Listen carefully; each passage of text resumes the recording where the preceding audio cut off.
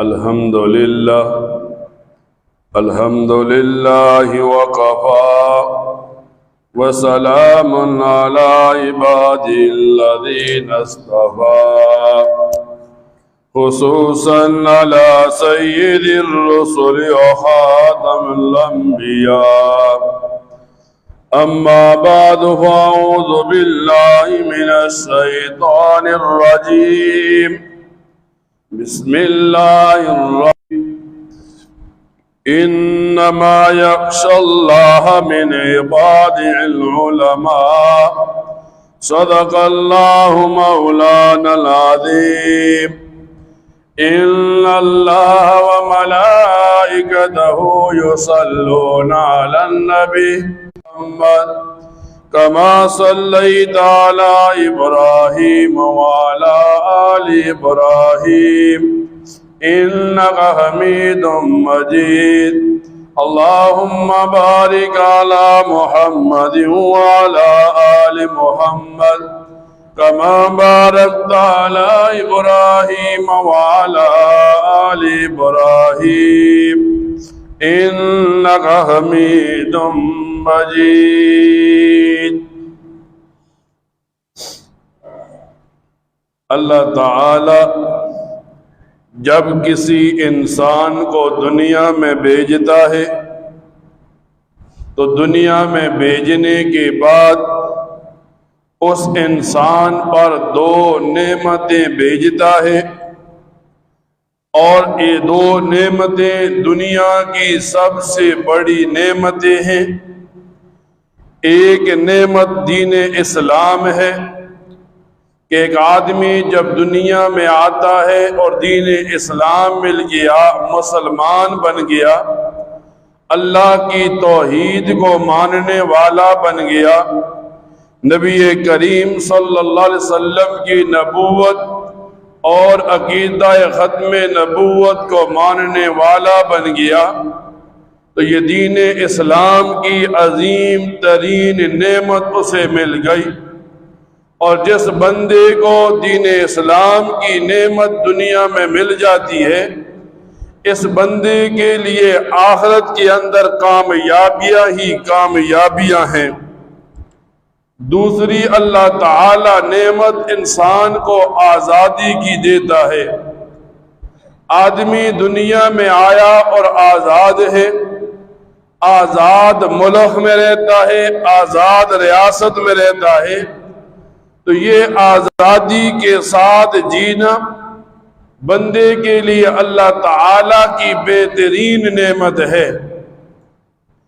اب جس بندے کے پاس دین اسلام کی نعمت نہیں، اس کو احساس قیامت کے دن ہوگا، اور جس بندے کے پاس آزادی کی نعمت نہیں، اسے احساس دنیا میں ہوتا ہے. آج ایک آدمی دین اسلام سے محروم ہے، قیامت کے دن اس کے دل و دماغ میں یہ بات ہوگی اور کہے گا کاش کہ میں مسلمان ہوتا. اور دنیا میں جس کے پاس آزادی کی نعمت نہیں، اس سے بندہ پوچھے کہ آزادی کتنی بڑی نعمت ہے. ایک مسلمان کشمیر کے مسلمان سے پوچھے دنیا میں آزادی کی نعمت کتنی بڑی نعمت ہے. ایک مسلمان دنیا میں فلسطین کے مسلمان سے پوچھے آزادی کی نعمت کتنی بڑی نعمت ہے. ایک مسلمان برما کے مسلمان سے پوچھے دنیا میں آزادی کی نعمت کتنی بڑی نعمت ہے. جو چیز انسان کے پاس ہوتی ہے اس چیز کی انسان کو قدر نہیں ہوتی. تو اللہ تعالی جب کسی بندے کے ساتھ انعامات کا معاملہ کرتا ہے تو اسے دنیا میں دین اسلام کی نعمت بھی دے دیتا ہے، اسے دنیا کے اندر آزادی کی نعمت بھی دے دیتا ہے. اب جب یہ اگست کا مہینہ آتا ہے، 14 اگست کا دن پاکستان کے مسلمانوں میں ایک تاریخ کا دن نام رکھتا ہے۔ اس دن مسلمانوں کو ایک آزاد ملک ملا، جس ملک میں مسلمان آزادی کے ساتھ اپنے رب کی عبادت کر سکتے ہیں۔ تاریخ کی کتابوں کو اٹھائے تو تاریخ کی کتابوں میں یوں ملتا ہے۔ ایک مورخ ہیں مولانا عبد الماجد دریابادی لکھتے ہیں، ایک دن 1928 میں حکیم الامت مولانا اشرف علی تھانوی رحمہ اللہ کی خدمت میں گیا۔ میں ان سے کلام کر رہا تھا۔ مولانا اشرف علی تھانوی رحمہ اللہ فرمانے لگے، میرا دل چاہتا ہے مسلمانوں کے لیے ایک آزاد ملک بن جائے، جس میں وہ اپنی عبادات کو خوشی کے ساتھ آزادی کے ساتھ کر سکے، جس میں شریعت کے مطابق سزائیں دی جائیں، جہاں مسلمان محفوظ طریقے سے رہ رکھے۔ پھر مورخ لکھتے ہیں 1928 کے بعد جب 1930 میں اس ہی تصور کو لے کر آنے والی شخصیت علامہ اقبال ہے، جنہوں نے ایک اسلامی آزاد ملک کا تصور دنیا کو دیا۔ یوں آتا ہے تاریخ کی کتابوں میں، مسلمان کوششیں کرتے رہے، قربانیاں دیتے رہے، یہاں تک کہ 14 اگست کا دن آیا۔ 14 اگست 1947 کو مسلمانوں کی قربانیوں کی وجہ سے اللہ تعالیٰ نے ایک اسلامی ملک مسلمانوں کو دیا۔ اب جب پاکستان بنا، پاکستان کے 2 حصے تھے، جو بعد میں ایک بنگلہ دیش بن گیا۔ تاریخ والا لکھتا ہے پاکستان کے اندر قائد اعظم نے مولانا شبیر احمد عثمانی رحمہ اللہ کو جھنڈا لہرانے کی درخواست کی، اور جو بنگلہ دیش بن گیا وہاں مولانا ظفر احمد عثمانی رحمہ اللہ کو قائد اعظم نے جھنڈا لہرانے کی درخواست کی۔ پھر جب پاکستان مرز وجود میں آیا تو علامہ شبیر احمد عثمانی، علامہ ظفر احمد عثمانی قائد اعظم سے ملاقات کے لیے آئے، اسے مبارکباد دینے لگی تو قائد اعظم محمد علی جناح کہنے لگا، یہ آپ ہی کی محنتوں کی وجہ سے ہے۔ آج ایک آدمی کی دنیا میں عزت نہیں، گھر میں محلے میں عزت نہیں، نہ عقل ہے نہ سوچ ہے، اور ایک آدمی کھڑا ہو کر کہتا ہے علماء کا، دیندار طبقے کا سیاست سے کیا کام ہے، تو اسے بتایا جائے پاکستان کا تصور دینے والا بھی ایک عالم ہے، قربانیاں دینے والے بھی علماء ہیں، پھر پاکستان کے اندر مسلمانوں کے نظریات کو بچانے والے بھی علماء ہیں۔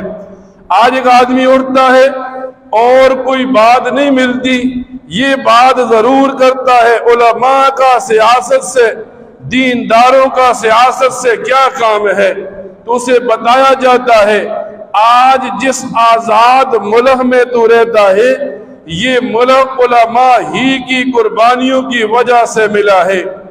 جب آدمی دنیا میں آتا ہے، دنیا میں آنے کے بعد انسان کی 2 شناختیں ہوتی ہیں، ایک نظریاتی شناخت ہوتی ہے، ایک جغرافیائی شناخت ہوتی ہے۔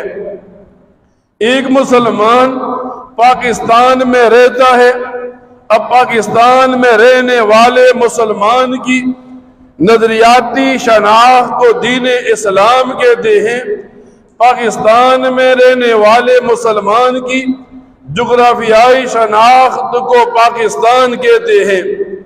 اور جب آدمی کی نظریاتی شناخت بھی ہو جسے اسلام کہتے ہیں، جغرافیائی شناخت بھی ہو جسے پاکستان کہتے ہیں، اب مسلمان کے لیے لازم ہے، مسلمان کے لیے واجب ہے کہ وہ اپنی نظریاتی شناخت کی بھی تحفظ کرے، وہ اپنی جغرافیائی نظریات اور شناخت کا بھی تحفظ کرے۔ جب ایک آدمی دین اسلام کے تحفظ کے لیے لڑتا ہے، لڑتے لڑتے قتل ہو جاتا ہے، ہمارا عقیدہ ہونا چاہیے یہ اپنی نظریات شناخت کی حفاظت کے لیے لڑا، قتل ہو گیا تو شہید ہے، بچ گیا تو یہ غازی ہے۔ ایک آدمی اپنی جغرافیائی شناخت پاکستان کے لیے لڑا، لڑتے لڑتے قتل ہو جائے، ہمارا عقیدہ ہونا چاہیے یہ اپنی جغرافیائی شناخت کے لیے لڑا، لڑتے ہوئے قتل ہوا تو شہید ہے، اگر بچ گیا تو یہ غازی ہے۔ یعنی ایک مسلمان کو، ایک پاکستانی کو پتہ ہونا چاہیے کہ جب دین اسلام پر آ جائے تب بھی حفاظت کرنا لازم ہے، جب پاکستان پر آ جائے تب بھی حفاظت کرنا لازم ہے۔ جو آدمی دین اسلام کا دشمن ہو وہ بھی ہمارا دشمن گنا جائے، جو پاکستان کا دشمن ہو اسے بھی ہم اپنا دشمن گنے۔ آج لوگ ایک اسلامی ملک میں رہتے ہیں لیکن لوگ کیا کہتے ہیں؟ لوگوں کی زبان پر آتا ہے ہم اس ملک میں رہتے ہیں، کس قسم کی آزادی ہے، کیسی آزادی کی یہ نعمت ہے، ہم تو آزاد میں جی رہے ہیں۔ حالانکہ جن لوگوں کے پاس یہ نعمت نہیں ان سے پوچھیں، آج ہم مسجد میں نماز پڑھتے ہیں، ہماری مساجد محفوظ ہیں، ہم مدارس میں پڑھتے ہیں، ہمارے مدارس محفوظ ہیں، ہم خانقاہوں میں جاتے ہیں، ہماری خانقاہیں موجود ہیں، بڑے بڑے اسلامی ملک ہیں، لیکن آپ جا کر دیکھیں جمعے کو حکومت پرچہ دے گی، وہی پرچہ خطیب پڑھے گا، وہی پرچہ امام پڑھے گا، اپنی طرف سے لوگوں کو کوئی بات نہیں سمجھا سکتا۔ اس وقت بندی کو سمجھ آتا ہے میں ایک اسلامی آزاد ملک میں جو اللہ نے نعمت دی ہے وہاں رہتا ہوں۔ اب یہاں پر ایمان بھی محفوظ ہے، اسلام بھی محفوظ ہے اور اسلام سے متعلق چیزیں بھی محفوظ ہیں۔ جب آدمی پاکستان میں ایک اسلامی ملک میں آزاد رہتا ہے، مسلمان کا نظریہ ہو جس دن یہ ملک آزاد ہوا میں اس دن خوشی مناؤں گا۔ کیوں خوشی مناؤں گا؟ اللہ نے ہمارے اکابر کی، علماء کی، مسلمانوں کی قربانیوں کو اپنے پاس محفوظ کیا اور یہ ملک ہمیں دیا۔ آج کل کیا ہوتا ہے؟ آج کل لوگوں کے پاس عقل نام کی کوئی چیز نہیں۔ آج لوگ ٹی وی پر بیٹھتے ہیں، باتیں سنتے ہیں اور پھر کیا کہتے ہیں 14 اگست آیا ہے ہم خوشی نہیں منائیں گے۔ پوچھا جائے کیوں خوشی نہیں مناتے؟ کہتے ہیں ہم آزاد نہیں ہیں۔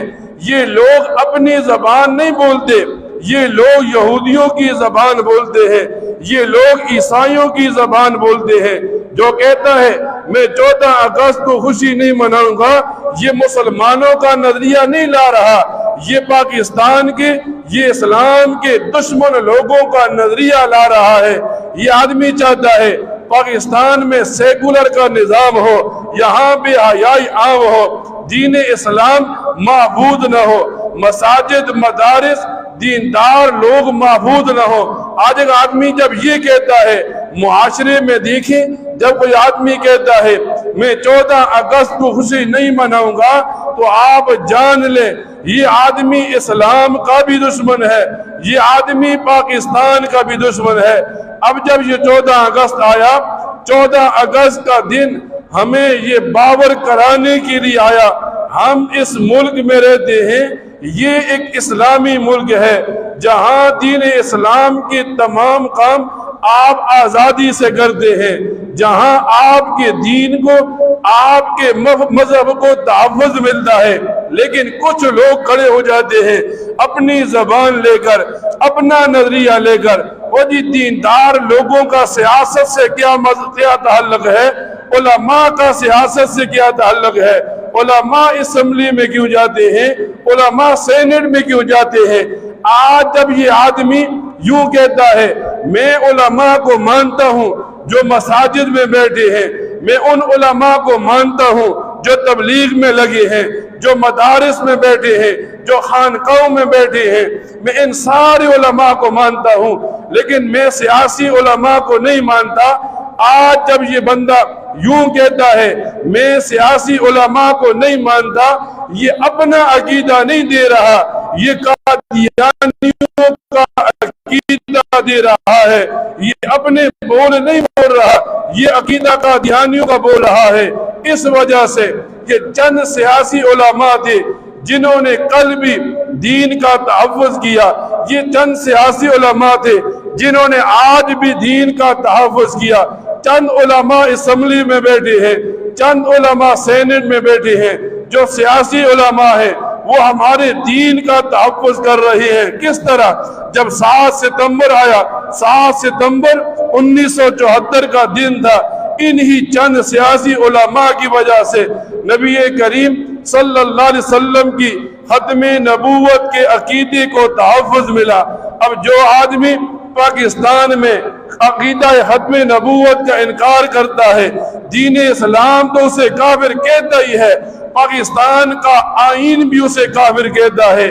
آج سے چند دن پہلے جب 7 اگست 2023 آیا، مسلمانوں کا ایک عقیدہ عظمت صحابہ و آل بیت، نبی علیہ السلام کے صحابہ، آپ کے گھر والوں کے بارے میں انہی سیاسی علماء کی وجہ سے ایک آئین بن گیا۔ اب پاکستان میں کوئی آدمی نہ نبی علیہ السلام پر انگلی اٹھائے گا، نہ آپ کے صحابہ پر، نہ آپ کے آل بیت پر۔